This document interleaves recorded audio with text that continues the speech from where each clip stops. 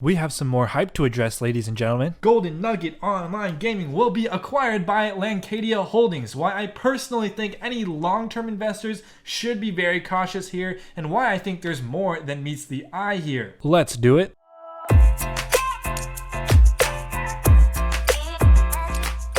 What is going on, everybody? My name is Matthew. Welcome back to my channel, and today we're talking all things Golden Nugget Online Gaming. Give me the format, Matt.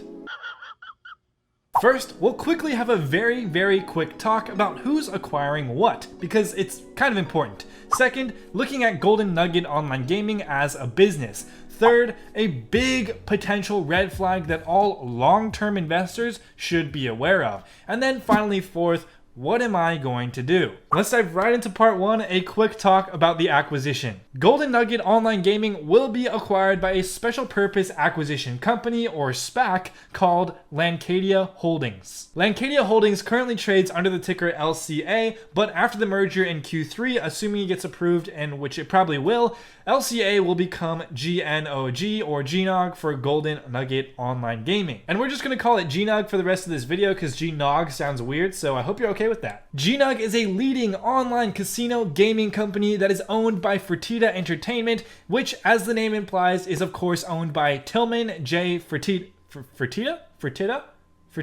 right? GNOG plans to merge with Lancadia Holdings, which is backed by Jefferies Financial Group and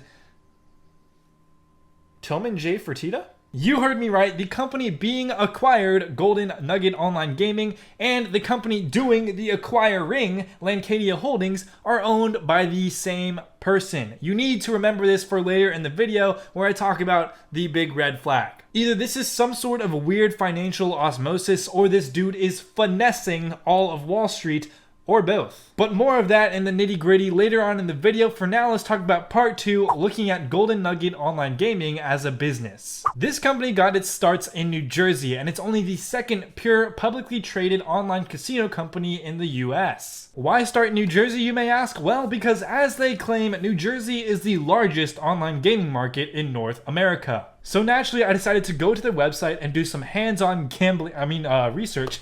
Don't worry, I didn't actually do anything, but I did try some of their demos. I messed around a little bit, and I actually won some money, but it wasn't real money, because when you go to sign up, you realize that you have to be in New Jersey to play with real money. Now, I'm sure they have other ways of monetizing without using real money, but this is definitely something to note. They do also plan to expand to Pennsylvania and Michigan early next year, subject to regulatory approval. One impressive thing about this company is that they have improved revenues and profitability every year for the past 7 years since inception, despite powerful competition. In fact, they became profitable in as early as 2016, which was just 3 years after the company was started, which is respectable. They were also the first to offer the live dealer option online, which I believe will only pick up more traction as this pandemic rages on. It adds a very clever lifelike aspect to the game. Now, I could go over all of these numbers and charts in their investor presentation. I could tell you how they're a leader in their space and how they have increasing revenues, but there are already a bunch of really great videos on YouTube that do just that, and I'm here to talk about something else that I think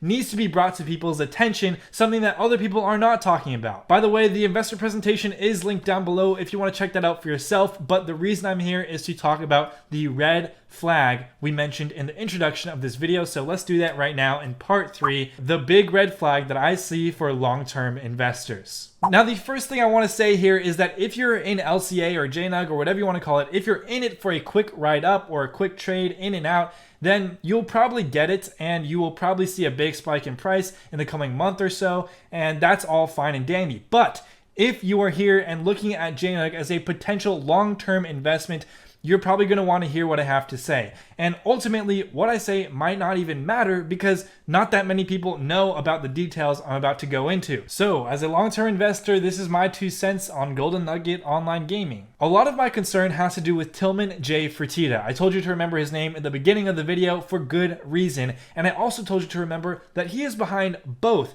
Golden Nugget Online Gaming and Lancadia Holdings. He has a foothold in both of them. He also owns the Houston Rockets and Landry, Landry's along with Golden Nugget through a holding company called Fertitta Entertainment Incorporated. Stay with me here. Landry's owns and operates more than 60 unique brands like Rainforest Cafe, Bubba Gump Shrimp, and much more. Here is where it gets juicy and why you should maybe be concerned. During this whole pandemic, Tillman J. Fertitta's hospitality empire was struggling badly. So he decided to max out his $300 million line of credit for Fertitta Entertainment. And on top of that, go shopping for another $250 million loan at a 15% interest rate.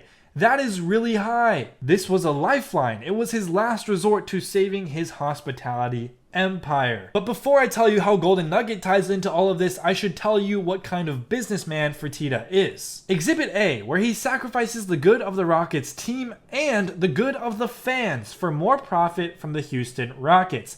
Keep this in mind. Now this is where it gets messy. In Landry's $250 million loan, the person loaning the money to Fertitta has a first priority claim on, quote, some online gaming assets.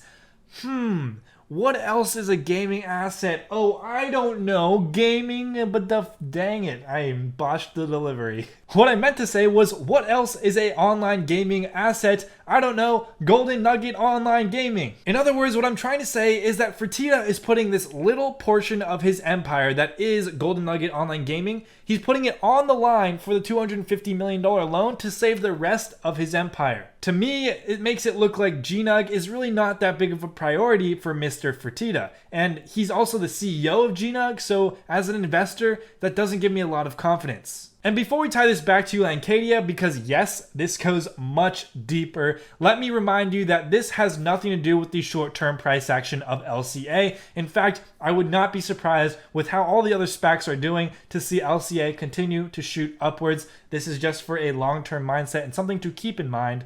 There are many other factors that could be more important to this. So anyways, let's get back to the video. Okay, so how this ties to Lancadia. When a SPAC or special purpose acquisition company goes IPO, that's how they raise all the money so that they can acquire a new company. So all of that money raised in the IPO is held in a trust, and it's held in that trust until they find another acquisition target, and then that's when they use the money. Lancadia has $322 million in cash held in trust, and this is how they're spending it in their merger with GNOG. And what I'm about to show you is from Lancadia's own press release. Lancadia will assume $150 million of GNOG's debt.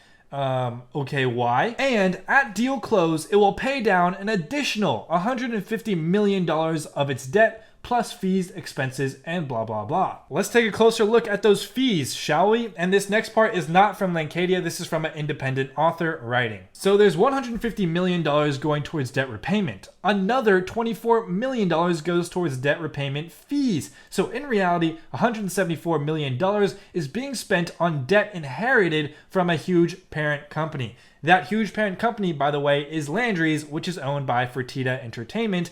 And it doesn't stop there. $30 million goes towards Fertitta Entertainment. I guess just for fun? That's right, Tillman Fertitta is going to be paid $30 million for acquiring his own company. Finally, another $30 million to transaction fees. After all that, $150 million to pay down the debt, $54 million to pay the fees, $30 million given to Fertitta Entertainment.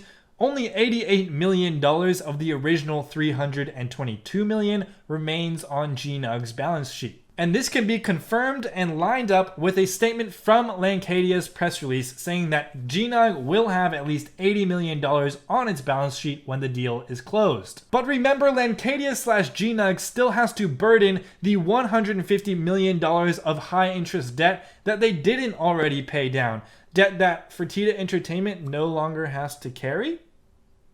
And I know that was a lot of information all at once, so if you didn't understand it and if you want to, maybe try and rewind. But to sum it all up, this whole acquisition seems like one big strategic move by Tillman J. Fertitta to save his bigger Fertitta Entertainment empire. To me, in my opinion, as a long-term investor, this does not look like it's in the best interest of GNOG investors. Rather, it looks like it's in the best interest of Fertitta Entertainment and its bigger holdings. And the best part is that Fertitta will still have very strong influential voting power in GNOG when the acquisition is done. done. So in that company, it'll be near dang impossible to get anything approved without his approval. As a long-term shareholder, these seem to be red flags to me, but that brings us to part 5. What will I do despite all of this? As you've probably guessed, I will not be investing in LCA or GNOG, not only for the reasons mentioned above, but also because I've kind of just maxed out my portfolio on spec plays. I've got Hyliion, I've got Virgin Galactic, trying to focus on the more established guys for now. And again, I want to emphasize this doesn't mean that LCA or GNOG won't skyrocket over the next month, because one, that's just the way the market and SPACs and IPOs and everything are right now. Two, a lot of people don't know about this underlying red flag. I had to do a lot of digging to learn more about this. And three, maybe a cutthroat, profit first, I don't care about you CEO is what GNOG needs to be a profitable business and expand quickly. So in the end, maybe this is a good thing. It's just not for me. I could be blowing this completely out of proportion and I could be completely wrong on this, but for me, I just want an investment with less gray area. And I know that the price of LCA is gonna skyrocket, that everyone's gonna comment on this video like, you were so wrong, but they obviously didn't watch to this point. So if you see them in the comments, just do me a favor, just let them know, to watch this part. If you found any value in this video, and I hope you did, please make sure to hit that like button, subscribe, stick around for a while, check out the quote of the day. What we see depends mainly on what we look for. And in this case, I was looking for reasons not to invest because it's hard to find reasons not to invest with these hype stocks. You have to be realistic and not get caught up in all the hype and all that good stuff. Go follow me on Instagram where I post daily about my portfolio, stocks I'm watching, and all that good stuff. Thank you so much for watching to this point in the video. You are the real MVP. Don't forget your peace and thank yous.